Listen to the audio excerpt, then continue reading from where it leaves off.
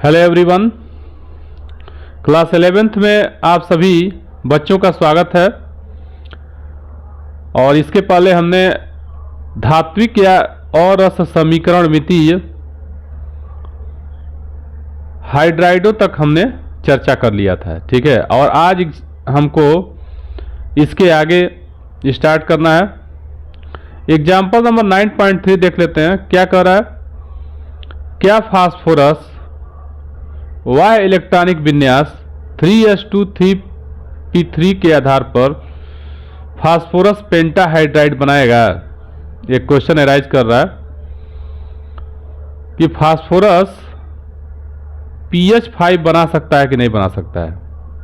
आप देख रहे हैं इसके वैलेंस शेल में 5 इलेक्ट्रॉन भी है, 3s2 3p3 है,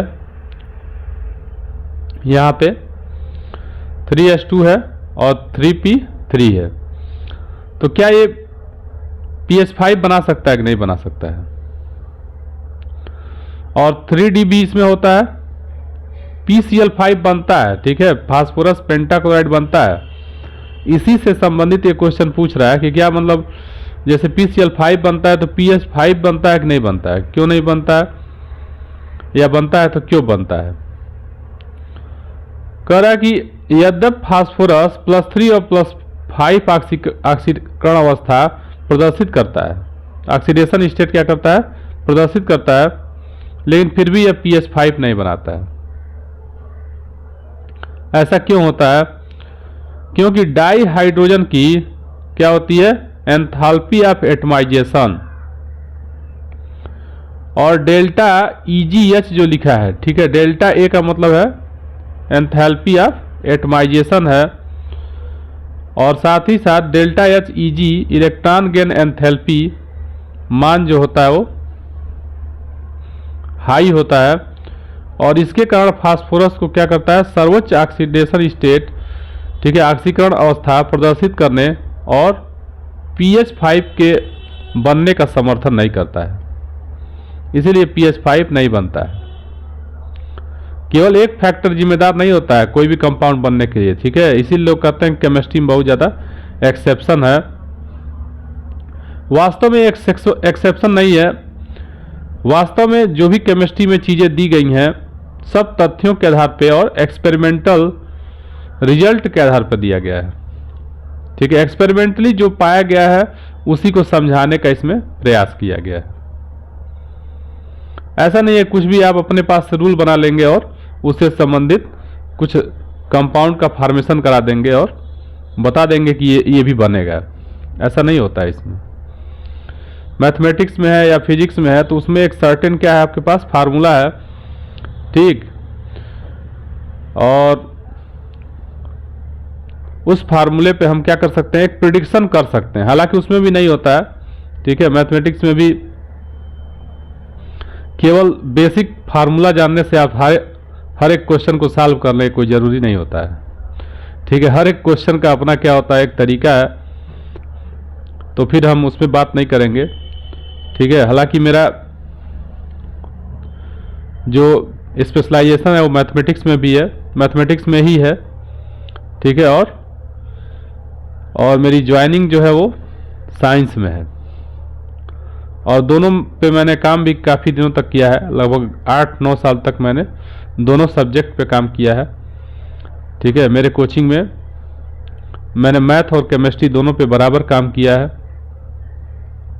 सिलेक्शन मेरा मैथ में भी हुआ था और इसमें भी हुआ था। तो MSc हमारा करने का विचार अभी एक MSc तो मेरा है ही, ठीक है, सेकेंड MSc पे भी हम काम कर रहे हैं। चलिए आगे बात करते हैं।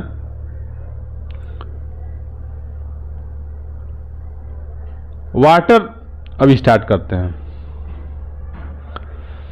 The most important and most stable compound which is essential for the human life is the water, ठीक ना। एसेंशियल है, बहुत ज़्यादा आवश्यक है हमारे लिए, स्टेबल कंपाउंड है। आप जानते हैं कि हमारे शरीर में लगभग 65% हमारे शरीर में 65% तथा कुछ पौधों में लगभग 95% क्या होता है, वाटर होता है।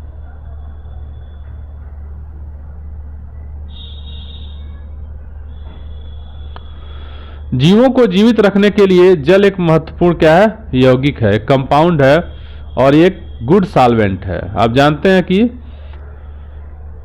अधिकतर जो सॉल्यूशन तैयार किए जाते हैं वह इसी में तैयार किए जाते हैं, ठीक है, वाटर में तैयार किए जाते हैं। चलिए बहुत ज़्यादा इस पर हम डिस्कस नहीं करते हैं, आगे बढ़ते हैं। थोड़ा सा हम देख लेते हैं कि विश्व की जो ग्राफ है पूरे विश्व का, ठीक है, जिसमें वाटर किस तरह से कंटेन करता है उस पर थोड़ा हम बात कर लेते हैं। महासागरों में जो वाटर है पूरे पृथ्वी पे जो वाटर है उसका लगभग 97.33% एग्जिस्ट करता है, ठीक है। खारी जल, सैलाइन लेक तथा इनलैंड सी, इसमें कितना है 0.008% जो है वो वाटर एग्जिस्ट करता है, ठीक है। दो तरह के झील होते हैं, खारे पानी के झील होते हैं और मीठे पानी के भी झील होते हैं। तो जो खारे पानी के झील हैं, अच्छा, आप नमक जो होता है वो महासागरों से भी प्राप्त किए जाते हैं और साथ ही साथ कुछ अर्थ डिपॉजिट से भी प्राप्त किए जाते हैं, ठीक है। जैसे क्रस्ट के रूप में धातुओं को निकाला जाता है, वैसे नमक को भी प्राप्त किया जाता है। तो ये इनलैंड सी जो कह रहा है, ठीक है, अंतःस्थलीय समुद्र के रूप में। फिर क्या कह रहा है, ग्लेशियर के रूप में, ठीक है, पोलर आइस तथा हिमानी के रूप में 2.04% अब वाटर है। इसीलिए कहा जाता है भाई ग्लोबल वार्मिंग न हो पाए, ग्लोबल वार्मिंग से बचाइए अर्थ को, क्योंकि जब ग्लोबल वार्मिंग होगा, अधिक से अधिक आप प्रदूषण फैलाएंगे और पानी जो है ग्लेशियर का गलेगा, तो फिर क्या होगा, सागरों में वाटर लेवल बढ़ जाएगा। और जब एक बार वाटर लेवल बढ़ना शुरू हुआ तो फिर जितने ये द्वीप हैं छोटे छोटे, ये सब क्या हो जाएंगे, महासागरों में समाहित हो जाएंगे और हमारे जीवन पे भी क्या होगा, बुरा असर पड़ेगा, ठीक है। हम भी क्या होंगे, हमारा भी जीवन खतरे में पड़ सकता है। समुद्रों के किनारे जो शहर बसे हैं, ठीक, ऐसे लोगों का विनाश निश्चित है। इसके बाद से ग्राउंड वाटर के रूप में 0.61% है, बहुत कम है। और ग्राउंड वाटर को अधिक से अधिक हमको कंज्यूम करने से बचना चाहिए, ठीक है। ये जो कार वगैरह धो रहे हैं, ठीक है, गाड़ियों के धुलाई में जो वाटर वेस्ट हो रहा है,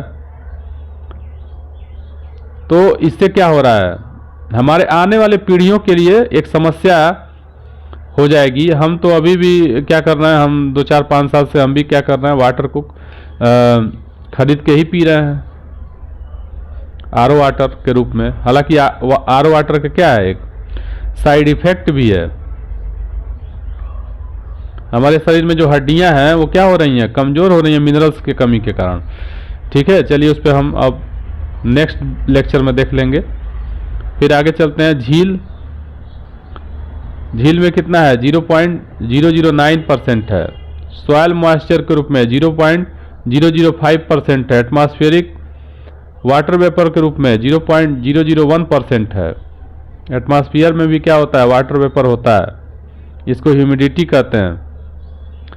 नदियों में कितना है, नदियों में देखिए अभी इतनी, आप कहेंगे कि नदियाँ जो हमारे आसपास हैं इतना जल इसमें भरा हुआ है, लेकिन परसेंटेज में अगर देखेंगे तो कितना कम है, 0.0001 यानी 0.0001% है, ठीक है। तो इससे आप एक अनुमान लगा सकते हैं कि किसमें कितना परसेंटेज वाटर का एग्जिस्ट करता है। अब थोड़ा सा हम जल के प्रॉपर्टीज के बारे में देख लेते हैं, ठीक है। Physical property of the water, physical property देख लेते हैं।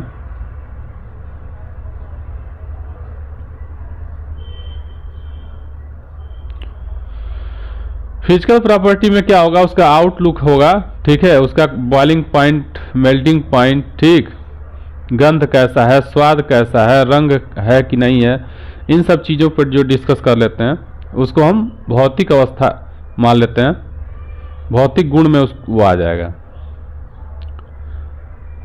तो जल क्या है? एक रंगहीन स्वादहीन द्रव है, ठीक है, नॉर्मल टेम्परेचर पे। जल का फार्मूला क्या होता है? H2O तथा भारी जल D2O, ड्यूटेरियम ऑक्साइड होता है, हाइड्रोजन ऑक्साइड और ड्यूटेरियम का ऑक्साइड।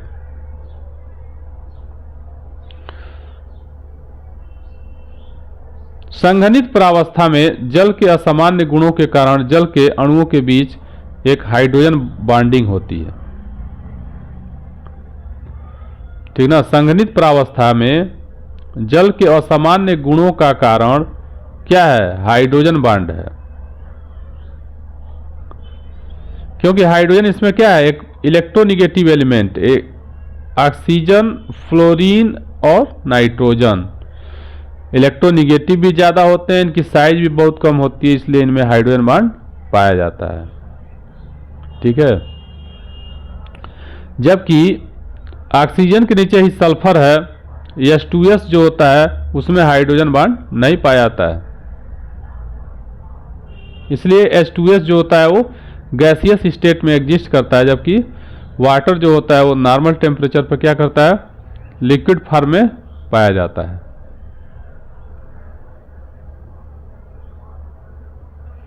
अब एक टेबल बनाया हुआ है, H2O और D2O का कंपेयर किया हुआ है।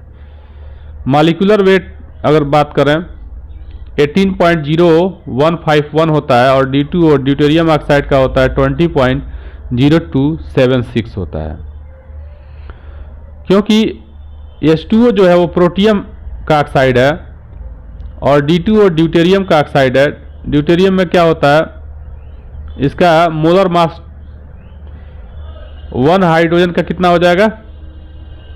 इसमें 1H1 होता है, इसमें 1H2 होता है, 1H2 होता है। टाइट्रियम में क्या होता है? 1H3 होता है। तो वही 2 इसमें क्या हो जा रहा है? बढ़ जा रहा है। गलनांक 273 हो जाएगा, ठीक। ड्यूटेरियम ऑक्साइड का निकाल सकते हैं, ऐसे D2O है ना, तो कितना हो जाएगा? ड्यूटेरियम का 2 होता है, तो 2 गुणे 2 और प्लस ऑक्सीजन का हो जाएगा 16, तो कितना आ जाएगा? 4 + 16 यानी 20 हो जाएगा। 1.001 के करीब होता है, तो पॉइंट में भी ले लिया, ऑथेंटिक वैल्यू निकाला है। आप 20 भी ले सकते हैं, कोई दिक्कत नहीं है। कैलकुलेशन के लिए फॉर सिंप्लिसिटी 20 ही लेंगे। एंथैल्पी ऑफ फॉर्मेशन दिया हुआ है, इसको भी देख लीजिए।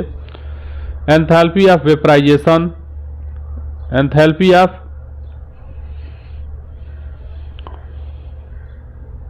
किलोजूल पर मोल, इतने एनर्जी की 373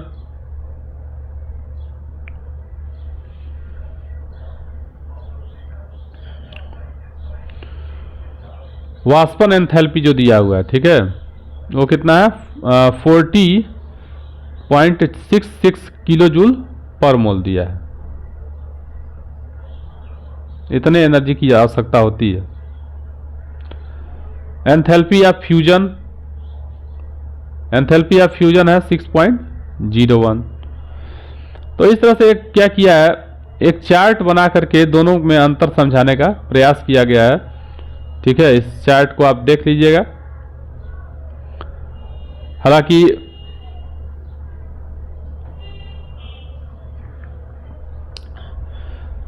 जितने चार्ट जो दिए हुए हैं सारे चार्ट याद करने का प्रयास करना चाहिए, ठीक है। इससे कंपटीशन में कोई, इससे क्वेश्चन जो है वो कंपटीशन में ही आ सकते हैं, ठीक है। बाकी हमारे बोर्ड लेवल पे तो इसके आने की संभावना नहीं है। और कंपटीशन में भी देखिए ऐसे डाटा बेस्ड जो क्वेश्चन होते हैं वो छोटे मोटे एग्जाम में आ सकते हैं। इंजीनियरिंग या मेडिकल में डाटा बेस्ड क्वेश्चन नहीं पूछे जाते हैं, वहां पे कॉन्सेप्चुअल क्वेश्चन ही एराइज किया जाता है। चेक किया जाता है कि आप उसको पढ़े हैं कि नहीं पढ़े हैं, ठीक। और आइंस्टीन ने भी डाटा बेस्ड जो चीज़ें थी उसको बहुत ज़्यादा महत्व नहीं दिया था, क्योंकि वो चीज़ें क्या हो सकती हैं, स्टोर हो सकती हैं और उसको आप समझ सकते हैं, देख सकते हैं। जितना डाटा बेस्ड है उसको आप याद करिए, याद करने का प्रयास कीजिए, अधिक से अधिक जितना याद हो जाता है।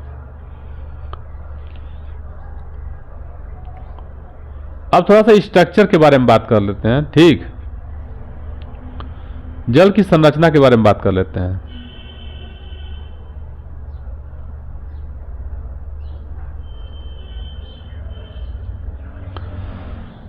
तो जल की जो संरचना है यह वी शेप्ड होती है, ठीक है, वी शेप्ड होती है। इसके बारे में पूरा हम डिस्कस करेंगे नेक्स्ट लेक्चर में, इसको हम पूरा समझाएंगे, क्योंकि 15 मिनट कंप्लीट होने वाला है और इससे ज़्यादा हम लॉन्ग वीडियो नहीं चाहते हैं अपलोड करना, क्योंकि बच्चे जो होते हैं उनका जो कंसंट्रेशन होता है, किसी भी व्यक्ति का जो कंसंट्रेशन होता है ना, वो बहुत कम समय के लिए होता है। तो 15 मिनट का स्लॉट जो है वो काफ़ी है, सफिशिएंट है आपके लिए, ठीक है। फिर अगले लेक्चर में हम इसके आगे बात करेंगे। तब तक के लिए धन्यवाद।